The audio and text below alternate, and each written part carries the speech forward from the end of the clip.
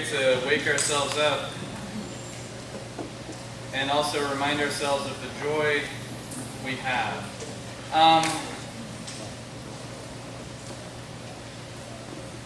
I'm afraid to start now because I think all of us are wondering what happened to the little bird.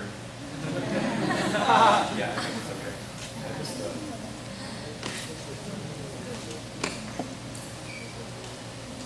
okay. I think some of us would be happy just to sit and watch more videos for the rest of the time. All right, so I'm excited about this session because this is my chance to make you talk, all right? So I think I've talked a lot. You can tune out my voice now, just ignore me, and start listening to each other. So our topic for this fifth session is cultivating humility in everyday life. Remember I said earlier that, I think yesterday, that part of understanding the virtues is thinking of them like a muscle, right? The more you use a muscle, the more you exercise it, the stronger it becomes. And it's the same with the virtues. You have to practice in order to grow. And so we're going to focus this afternoon on the question of, for us, in this community, right here, right now, what does it look like to cultivate humility? And before we get into the notes for this session, I want to go back to a slide that I had to skip this morning because of time. Going back to Philippians 2, 5 through 11. And actually going back to Philippians 2, 1 through 11. That whole passage, which is focused on humility. So Paul is writing to the Philippians and he says, I want you to be a community that is marked by humility. When someone walks into your church in Philippi, I want that to be the first thing they see. Wow, these people are humble. So here's my question though.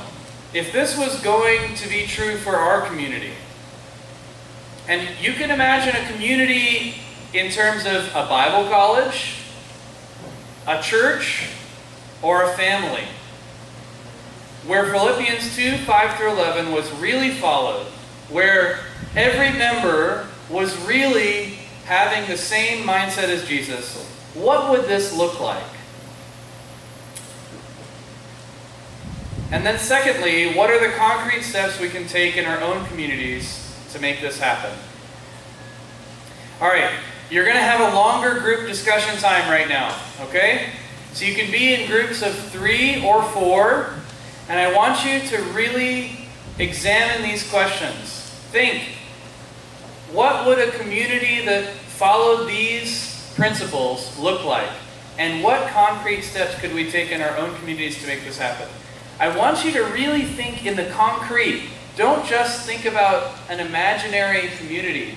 You're all part of a Bible college. You're all part of churches. You're part of families.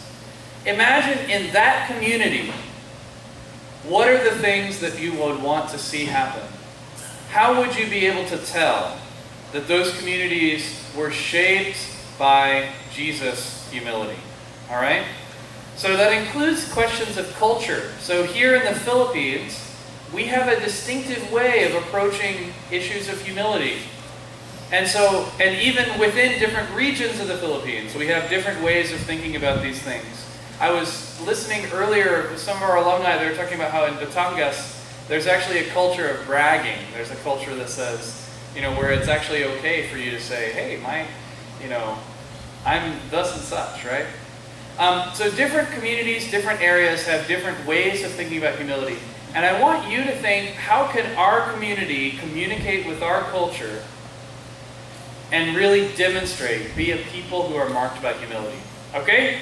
So I'm gonna give you about 5 minutes, maybe 7 minutes. We'll see how the discussion goes. And then I'm going to really ask that you report back, okay? So please, you're gonna have to be brave, all right? So it's okay though, we're all family here.